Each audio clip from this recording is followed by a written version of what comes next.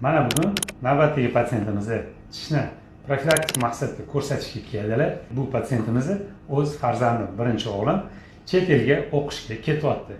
Yoki yarim yilda yoki bir yilda O'zbekistonga qaytib keladi.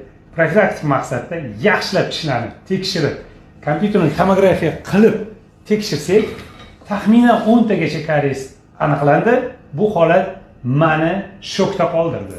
Sifat kompyuter tomografiyada juda yaxshi bo'lishi kerak. Chunki juda kichkina karieslar aniqlanyapti.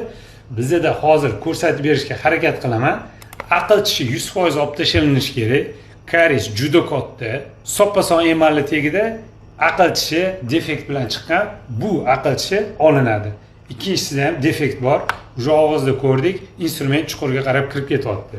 3 ta tishda ikki tomondan uje bitta, ikkita, 3 ta, 4 ta, 5 ta, 6 ta, 7 ta, 8 ta poyga aniqlandi. Pastki tishlarda ham karieslar aniqlanganini ko'rishingiz mumkin.